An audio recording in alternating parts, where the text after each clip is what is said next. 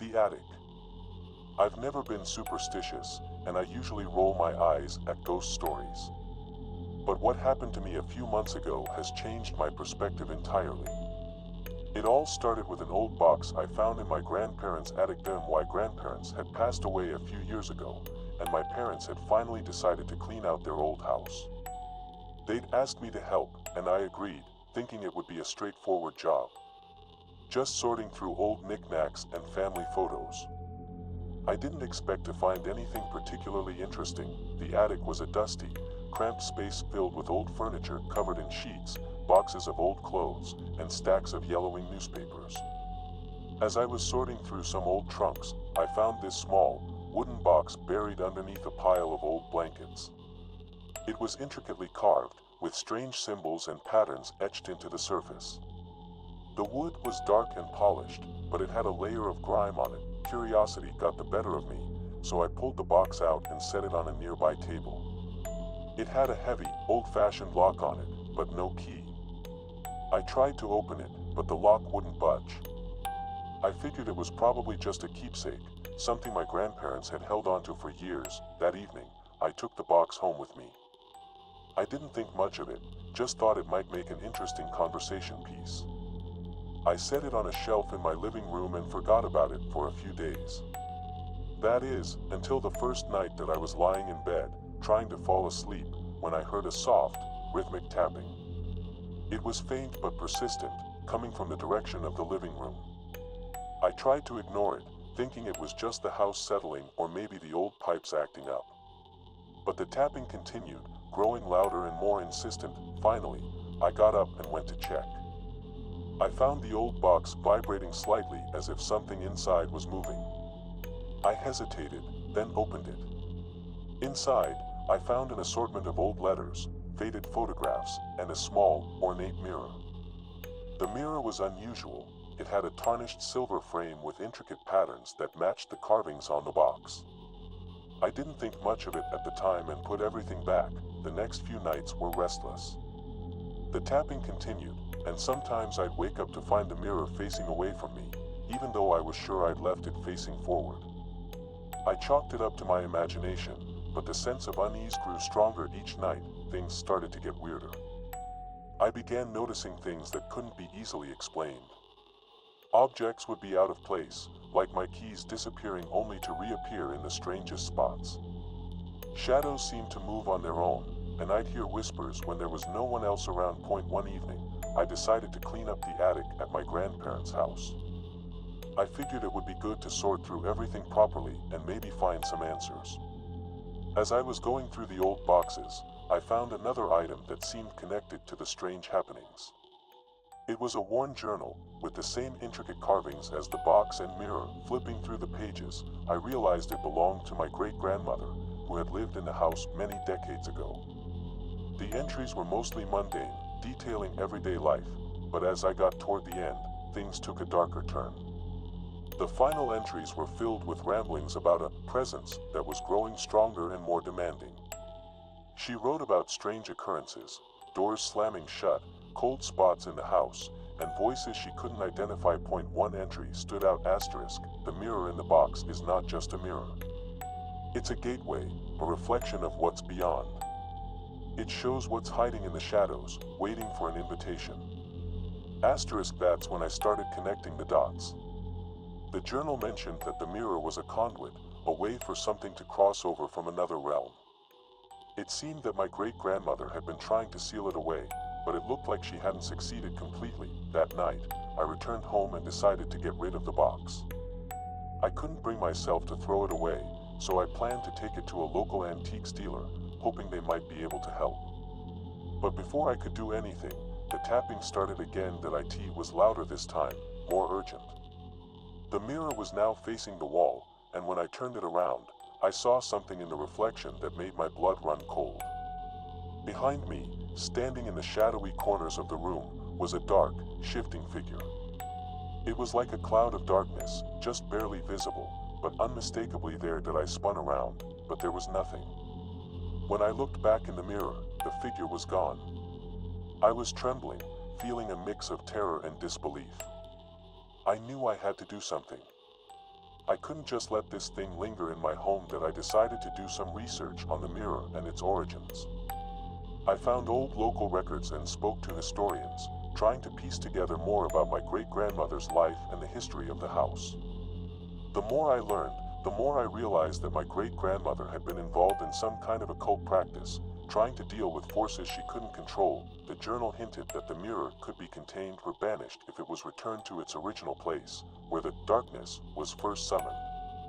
I realized the box, the mirror, and the strange occurrences were all connected to this old family secret that I returned to my grandparents' house and, with some help from a local historian who was familiar with the occult, we performed a ritual to try and seal the mirror's power. It was a difficult and nerve-wracking process, but we followed the instructions in the journal as closely as possible. After the ritual, things seemed to settle down. The tapping stopped, and the shadows didn't move on their own anymore. I still don't fully understand what happened, but I'm certain that the old mirror was the source of the disturbance that I've since donated the box, the mirror, and the journal to a museum dedicated to local history. It's no longer my problem, but I still think about it sometimes. I never thought I'd be someone who believed in ghosts or supernatural forces, but that experience changed me. Now, I'm much more open to the idea that there are things out there we don't fully understand, and some mysteries are best left alone. The box. I've always been a practical person, someone who likes to rely on logic and reason rather than superstition or folklore. That's why I didn't think twice when I came across the old box in my aunt's attic. I had been helping her clear out her home after she moved to a retirement community, and it seemed like just another piece of family clutter. The attic was a maze of old furniture, dusty antiques, and forgotten keepsakes. Most of it was mundane: torn armchairs, old photo albums, boxes of knickknacks. But then, under a pile of tattered blankets, I found it, an old wooden box, intricately carved with strange symbols and patterns. It was small, about the size of a shoebox, and had a rusty iron lock that had long since lost its key. Curiosity got the better of me. I didn't recognize the box from any family photos or stories, but it had a certain allure. I carried it downstairs and set it on the dining room table, intending to take a closer look later. For now, I had more pressing tasks, sorting through old clothes and deciding what to keep or toss. That night, after a long day of sorting and packing, I went home and plopped onto the couch, exhausted. As I was flipping through the TV channels, my phone buzzed with a text from my aunt. It was a picture of an old family photo album with a note asking if I'd found any interesting things. I sent her a quick reply, saying I'd found an old box but didn't know much about it, that I forgot about the box until I was getting ready for bed. I had a sudden impulse to investigate it further, so I retrieved it from my bag and set it on my desk.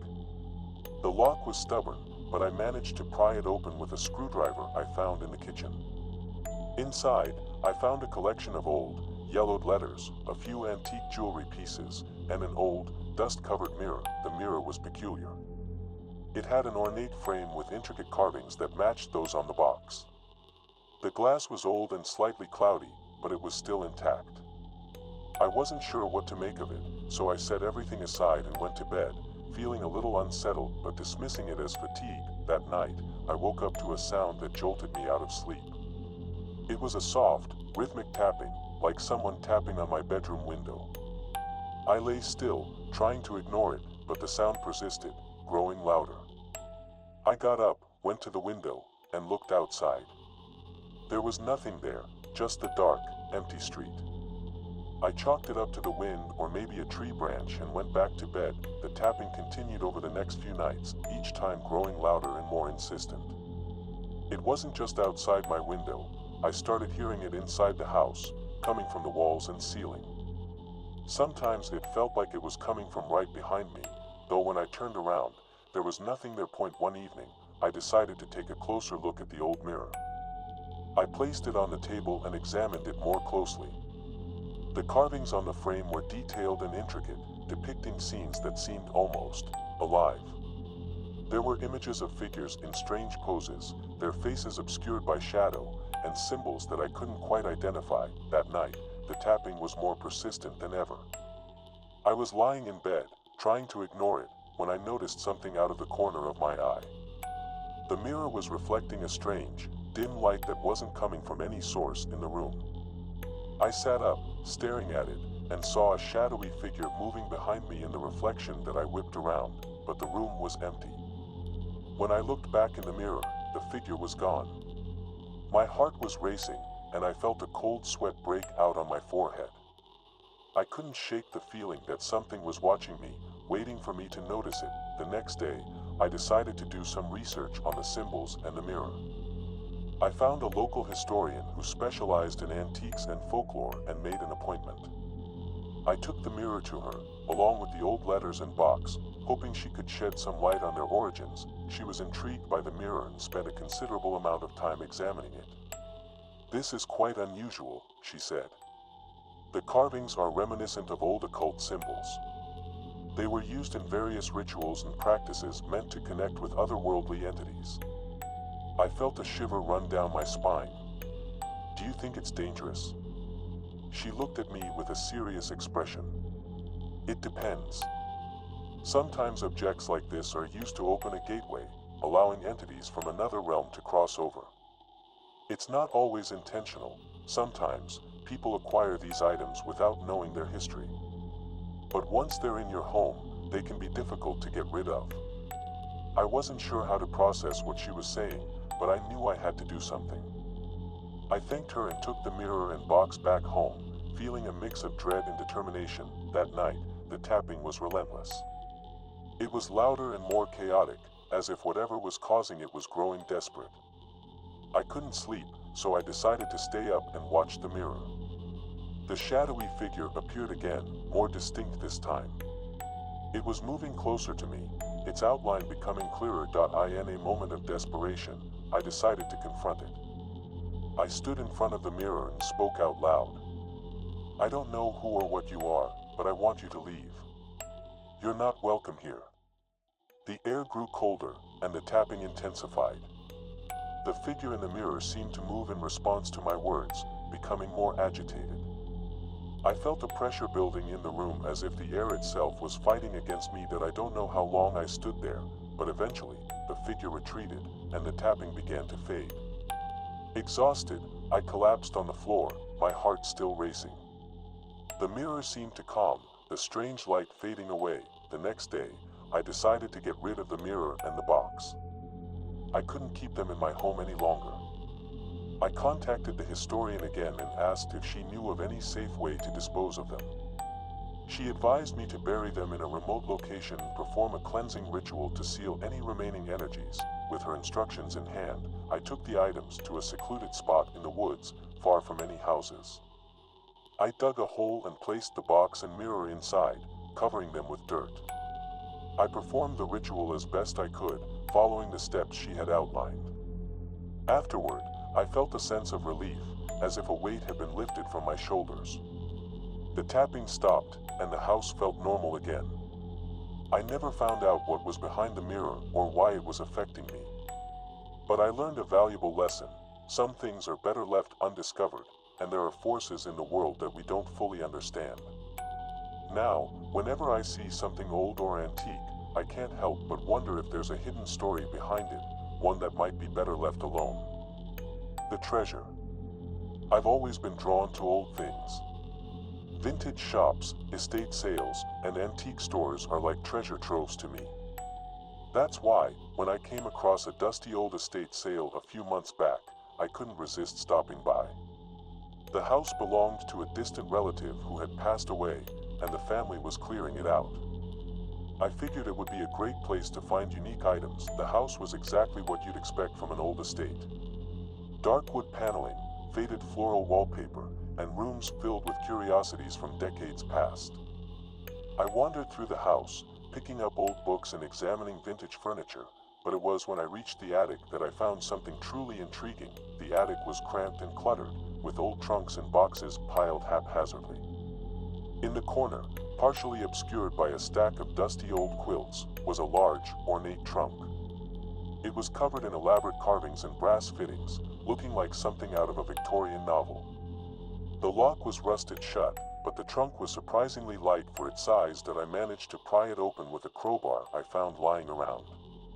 Inside, I found an assortment of old items, yellowed letters tied with a ribbon, antique jewelry, and a peculiar box.